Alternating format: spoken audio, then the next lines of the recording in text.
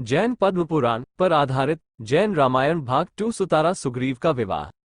ज्योतपुर नगर के राजा अग्निशिख और उसकी ही रानी से सुतारा कन्या उत्पन्न हुई थी। साहस गति विद्याधर सुतारा को प्राप्त करना चाहता था, परंतु उसके पिता ने सुतारा का विवाह सुग्रीव से कर दिया। वे दोनों आनंद से रहने लगे। सुग्रीव और सुतारा के अंग और अंगद नाम के 2 पुत्र उत्पन्न हुए। इधर साहस गति विद्याधर सुतारा को प्राप्त करने की इच्छा से हिमवान पर्वत पर रूप बदलने वाली शेमुषी विद्या की आराधना करने लगा। इसी बीच रावण दिग्विजय करने निकलता है। मार्ग में नर्मदा नदी देखता है और उसमें प्रवेश करता है। राजा सहस्ररश्मि भी अपनी हजारों खियों के साथ उसी समय अन्य दिशा से उस नदी में प्रवेश करता है। जलयंत्रों से उसने नर्मदा का जल रोक दिया था। रावण स्नान करने के बाद नर्मदा के दूसरे छोर पर अरहंत भगवान के प्रतिमा स्थापित कर सुगंधित धूप, चंदन, पुष्प तथा मनोहर नैवेद्य से पूजा करता है कि अचानक सब ओर से गंदा पानी आ जाता है।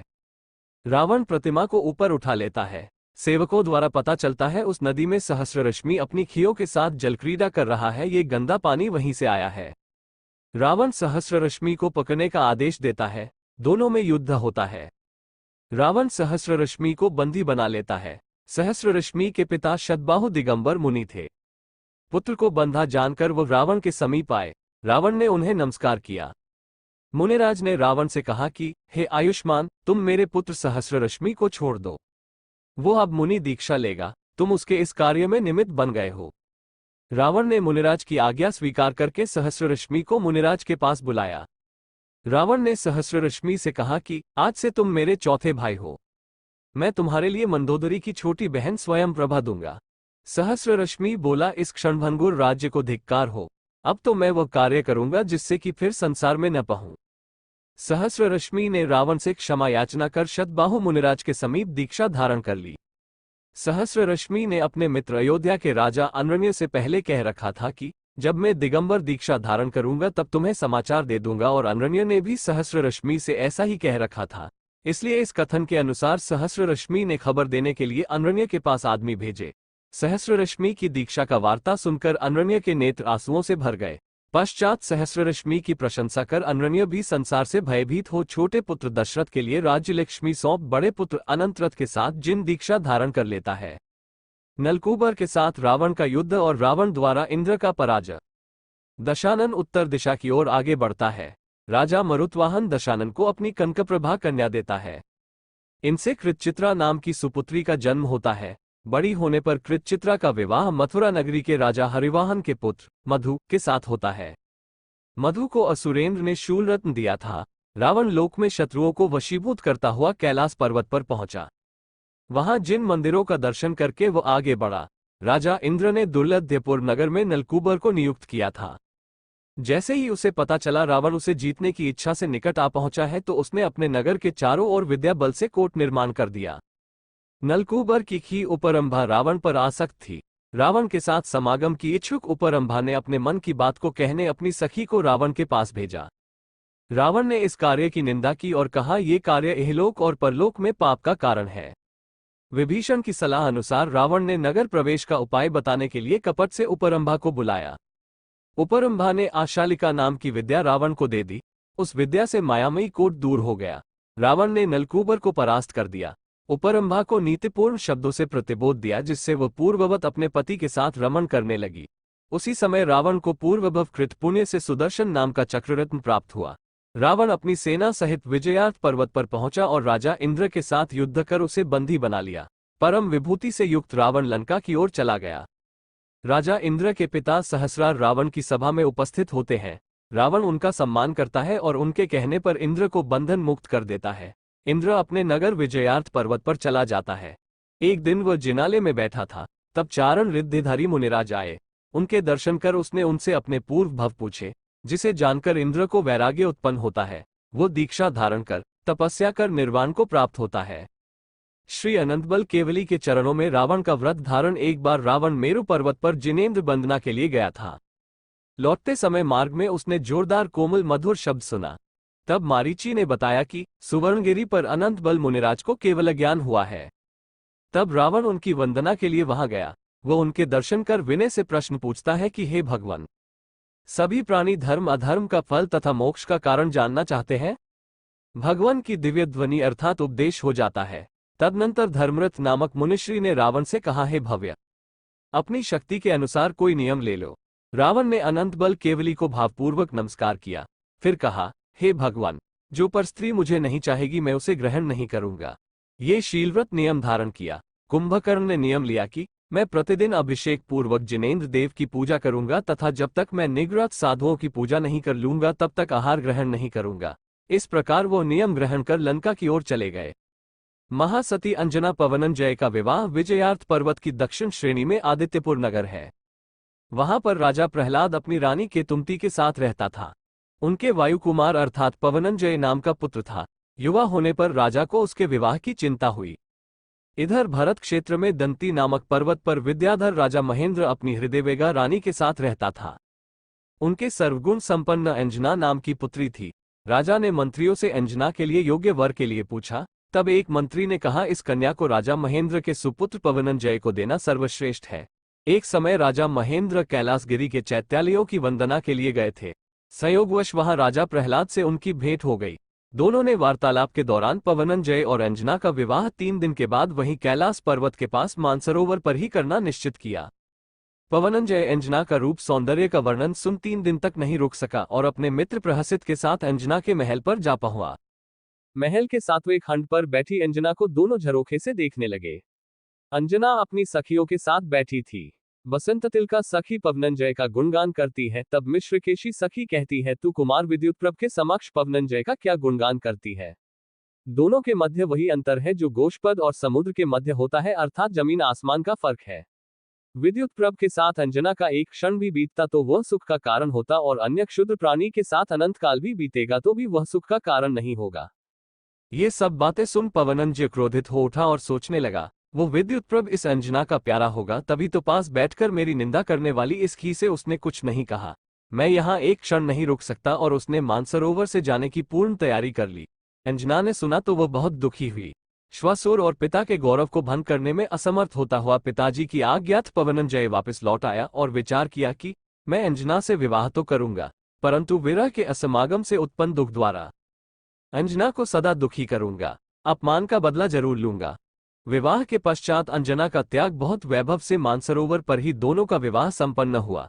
राजा प्रहलाद ने नव वर वधू के साथ आदित्यपुर नगर में प्रवेश किया। पवनंजय ने अंजना को विवाह कर ऐसा छोड़ा कि कभी उससे बात भी नहीं की, आंख उठाकर भी उसे नहीं देखा। पति की अनुकंपा के अभाव में अंजना अत्यंत दुखी रहने लगी। रावण के सहायतार्थ पवन का प्रस्थान। एक बार रावण का वरुण राजा से विरोध हो गया। राजा वरुण के पुत्रों ने रावण के बहनोई खरदूषण को पकड़ लिया। तब रावण ने अपने दूत को राजा प्रहलाद के पास भेजा। रावण का मंतव्य जानकर सहायतार्थ पवनंजय युद्ध में जाने को तैयार हो गया। जाते समय उसकी नजर खंभे के सहारे द्वार पर खड़ी रोती हुई अंजना पर पड़ी। पवनंजय ने क्रोधित हो अंजना से कहा कि तू इस स्थान से दूर हट जा, उल्का की तरह मैं तुझे देखने में समर्थ नहीं हूं। तब अंजना ने कहा कि मेरा चित्त तो केवल आप में ही लगा हुआ है। आपने मेरा त्याग किया है, इसलिए इस समस्त संसार में दूसरा कोई भी मेरे लिए शरण नहीं है। अब तो मरण ही शरण है। पवनंजय ने मुख सिकोड़कर कहा कि तो ठीक है, मरो, और महल से बाहर निकल गया। प्रथम दिन मानसरोवर के तट पर सेना ठहरी। संध्या का समय था। पवनंजय मानसरोवर को देख रहा था, तभी उसकी नजर चकवी पक्षी पर पड़ी जो सूर्य के डूबने पर पति चकवा के वियोग से दुखी थी। पवनंजय ये देख विचारने लगा कि रात्रि में पति वियोग से चकवी को दुख हो रहा है, तब अंजना का क्या हाल होता होगा। अंजना पवनंजय का मिलाप मित्र प्रहसित ने पवनंजय को जब दुखी देखा तो उस दुख का कारण पूछा। तब पवनंजय ने अपने मन का सारा हाल प्रहसित से कहा और वह उससे बोला कि हे मित्र, कुछ ऐसा उपाय करो कि जिससे मेरा और अंजना का समागम हो जाए। तब प्रहसित ने कहा कि हे कुमार, तुम युद्ध के लिए अपने पिताजी की आज्ञा लेकर निकले हो, अब अंजना के लिए वापस लौट के जाना बड़ी लज्जा की बात होगी। इसलिए सेना को यहीं छोड़कर गुप्त रीति से वहां जाना ही ठीक होगा और प्रातः होने से पहले ही वहां से लौट आना चाहिए। इस प्रकार मित्र की सलाह अनुसार पवनंजय सेनापति को सेना की रक्षा में नियुक्त कर प्रहसित मित्र के साथ मेरु बंदना के बहाने आकाश में जा उड़ा। इतने में सूर्यास्त हो गया। आदित्यपुर में पहुंचकर वो दोनों अंजना के महल पर उतरे। पवनंजय तो बाहर खड़ा रहा और प्रहसित ने अंजना को पवनंजय के आने का समाचार दिया। ये सुनकर अंजना को विश्वास ही नहीं हुआ, परंतु पवनंजय ने अंजना के सामने प्रकट होकर उसकी दुविधा को दूर किया। पवनंजय ने अंजना के साथ मधुर वार्तालाप किया और उससे क्षमा मांगी। वह रात उन दोनों ने साथ में बिताई। सूर्योदय के पूर्व ही प्रहसित और पवनंजय अपने स्थान की ओर चलने को तैयार हो गए। महल से जाते समय पवनंजय ने अंजना को धैर्य बंधाते हुए कहा कि हे अंजने, तुम चिंता मत करो, मैं शीघ्र ही रावण की आज्ञा का पालन करके तुम्हारे पास आ जाऊंगा, तब तक तुम अपना ध्यान रखना। अंजना ने कहा कि हे स्वामी, ये बात सब लोग जानते हैं कि अब तक आपकी कृपा मुझ पर नहीं हुई है। आप मुझसे नाराज हैं। यदि गर्भ रह गया तो विरह काल में निंदा होगी। कृपा कर आप अपने यहाँ आने की बात माता पिता से कहकर जाना। पवनंजय ने कहा कि हे देवी, मैं सबसे छुपकर यहाँ आया है, अतः उनसे कैसे कह सकता हूँ। तुम चिंता मत करो, तुम्हारा गर्भ प्रकट होने के पूर्व ही मैं लौट आऊंगा। तुम्हारे संतोष के लिए मैं अपनी मुद्रिका और हाथों के कड़े तुम्हें दिए जाता हूँ। इनकी साक्षी से तुम्हारा कल्याण होगा। ऐसा कहकर वे आकाश मार्ग से चले गए। अंजना का गर्भ प्रकट, सास द्वारा अंजना को घर से निकालना। कुछ काल व्यतीत होने पर अंजना के गर्भ के लक्षण स्पष्ट दिखने लगे। तब सास केतुमती ने पूछा, तूने ये कुकर्म किससे किया। अंजना ने पति के आगमन का सारा वृतांत कह सुनाया। सास केतुमती बोली, मेरा पुत्र तुझसे अत्यंत विरक्त, नाराज है, वो तेरे महल में कैसे आ सकता है। मुद्रिका और कड़े दिखाने पर भी सास ने अंजना पर विश्वास नहीं किया और बोली, विद्या के बल से तूने यह मुद्रिका और कड़े बनवाए होंगे। उसने सेवक को बुलाया और कहा, तू बसंतमाला सहित अंजना को शीघ्र ही इसके माता पिता के घर महेंद्र नगर छोड़कर वापस आ जा। मायके में भी अंजना को आश्रय नहीं मिला। अंजना और वसंतमाला महेंद्र नगर के उद्यान में पहुंचते हैं। दुख के कारण अंजना का रूप बदल गया था, सो द्वारपाल भी उसे पहचान न सका और अंदर जाने से रोक दिया। तब वसंतमाला ने द्वारपाल को सब वृतांत बताया। द्वारपाल ने पिता महेंद्र कुमार राजा को अंजना के आने का समाचार दिया। राजा महेंद्र ने प्रसन्न होकर कहा कि बड़े वैभव के साथ अंजना का महल में प्रवेश कराया जाए। परंतु जैसे ही द्वारपाल ने अंजना का जैसा चरित्र सुन रखा था वैसा बताया तो पिताजी ने कुपित हो अंजना को नगर से शीघ्र ही बाहर निकाल देने का आदेश दे दिया। वन में अमितगति मुनिराज का दर्शन एवं उपदेश। अंजना विलाप करती हुई वसंतमाला सहित नगर के बाहर वन में चली गई। समस्त आत्मीयजनों का निष्ठुर व्यवहार स्मरण करके भाग्य को बार बार दोष देने लगी। वसंतमाला सखी बार बार उसे सांत्वना देकर विश्राम कराकर आगे चलने के लिए प्रेरित करती थी। अंजना एक राजकुमारी होते हुए भी घनघोर जंगल में भूखी प्यासी भटकने लगी। किसी प्रकार दोनों सखी वन में एक गुफा में पहुंची। उस गुफा में अमितगति नामक चारणिधिधारी मुनि एक शिला पर ध्यान कर रहे थे। उनको 3 प्रदक्षिणा देकर नमस्कार करके दोनों मुनिराज के समीप बैठ गई। मुनिराज का ध्यान पूर्ण होने के बाद दोनों ने नमोस्तु किया, उनसे कुशल क्षेम पूछा। बिना कहे ही जिन्होंने सब वृतांत जान लिया था, ऐसे महामुनिराज को नमोस्तु करके बड़े आदर से वसंतमाला बोली, हे भगवान, इस अंजना का पति किस कारण से चिरकाल तक इससे नाराज विरक्त रहा और अब किस कारण से अनुरक्त हुआ है। अंजना किस कारण से इस महावन के दुख को प्राप्त हुई है और कौन सा जीव इसकी कुक्षी में आया है जिसने कि सुख भोगने वाली इस बेचारी को प्राणों के संशय में डाल दिया है। मुनिराज ने कहा, हे पुत्री, कर्मों की विचित्र लीला है। अपने अपने कृत कर्मों के शुभाशुभ फल को भोगना पड़ता है। अंजना के गर्भ में पुण्य जीव आया है। ध्यान से सुनो, जम्बूद्वीप के भरत क्षेत्र में मंदर नामक नगर है। वहां प्रियनंदी नामक गृहस्थ अपनी जया नाम की स्त्री के साथ रहता था। उनके एक पुत्र था दमयंत। दमयंत ने एक बार तप ध्यान में लीन मुनिराज देखे। उसने उनकी वंदना की और धर्मोपदेश सुना। पश्चात उनको आहार भी दिया, जिसके प्रभाव से वह मरकर देव हुआ। वहां से च्युत होकर जम्बूद्वीप के मृगांक नगर में राजा हरिचंद्र और रानी प्रियंगु का सिंहचंद्र नाम का गुणी पुत्र हुआ। उसने विमलनाथ भगवान के तीर्थ में मुनि दीक्षा ली। तप के प्रभाव से लातवा स्वर्ग में देव हुआ। उसी देव का जीव अंजना के गर्भ में आया है। अब पवनंजय के विरहजन्य दुख का कारण कहता हूं, सो सुनो। अपवाद का कारण पूर्वकृत कर्म। जब यह अंजना कनकोदरी के भव में थी तब इसकी लक्ष्मीमती नाम की सौत थी। वो सदा मुनियों की पूजा करने में तत्पर रहती थी। उसने घर के एक भाग में देवाधिदेव जिनेंद्र देव की प्रतिमा स्थापित कराई। वो भक्तिपूर्वक भगवान की स्तुति पूजा करती थी। कनकोदरी ने पट्टरानी पद के अभिमान में सौत के प्रति बहुत ही क्रोध प्रकट किया और जिनेंद्र देव की प्रतिमा को घर के बाहरी भाग में फिकवा दिया। इसी बीच में संयमशी नामक आर्यिका ने आहार के लिए इसके घर में प्रवेश किया था। जिनेंद्र देव की प्रतिमा का अनादर देख उन्हें बहुत दुख हुआ। उन्होंने आहार नहीं किया और अंतराय कर लिया। कनकोदरी को समझाया कि जो जीव अरिहंत देव के प्रतिबिंब का अभिनय करते हैं वे चतुर्गति भ्रमण कर नरक निगोद के महान दुख भोगते हैं। आर्यिका के वचन सुन कनकोदरी नरकों में उत्पन्न होने वाले दुख से भयभीत हो गई और क्षमा मांगी। उसने शुद्ध हृदय से सम्यक दर्शन धारण किया। अरहंत भगवान की प्रतिमा को उसने वापस पूर्व स्थान पर विराजमान कराया और नाना प्रकार के सुगंधित फूलों से उसकी पूजा की। धर्म में अनुराग रखने वाली कंकोद्री पुण्योपार्जन कर आयु के अंत में मरण कर स्वर्ग में गई। वहां से चयकर अभी अंजना हुई है। अंजना अपना पूर्व भव सुनकर आश्चर्यचकित होती है और अपने किए हुए कर्मों की निंदा करने लगती है। मुनिराज ने उसे समझाया, तुम शक्ति प्रमाण नियम ग्रहण करो, देव शाकगुरु की भक्ति पूजा करो। तेरे गर्भ में महाकल्याणकारी जीव आया है और थोड़े ही दिनों में तुम्हारा पति के साथ समागम होगा। मुनिराज दोनों के लिए आशीर्वाद देकर आकाश मार्ग से चले गए।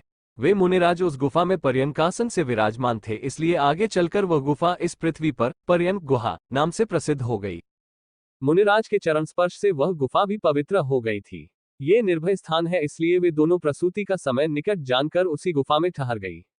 विद्या बल से समृद्ध वसंतमाला अंजना की इच्छानुसार आहार पानी की विधि मिलाती रहती थी। एक दिन सूर्यास्त होने पर एक भयानक सिंह उस गुफा के द्वार पर आ गया। सिंह को नजदीक देख प्राणों के न बचने की आशंका से भयभीत अंजना ने उपसर्ग दूर होने तक आहार पानी का त्याग कर दिया। दोनों खियों को भयभीत देख उस गुफा में रहने वाले गंधर्व देव ने अष्टापद का रूप लेकर सिंह को मार भगाया। हनुमान का जन्म। मामा प्रतिसूर्य राजा का आश्रय अंजना का प्रसव का समय आ गया। उसने रात्रि में जब अर्ध प्रहर बाकी था तब एक सुंदर बालक को जन्म दिया। बालक के जन्म से वो गुफा प्रकाशित हो गई। तभी अंजना ने आकाश से उतरता एक विमान देखा। किसी अनिष्ट की आशंका से घबराकर पुनः रोने लगी। उस विमान का स्वामी विद्याधर प्रतिसूर्य राजा अपनी पत्नियों सहित उनके पास आया। उनका परिचय पूछा। वसंतमाला द्वारा अंजना का परिचय देने पर प्रतिसूर्य को ज्ञात हुआ कि ये तो मेरी बहन की लड़की है।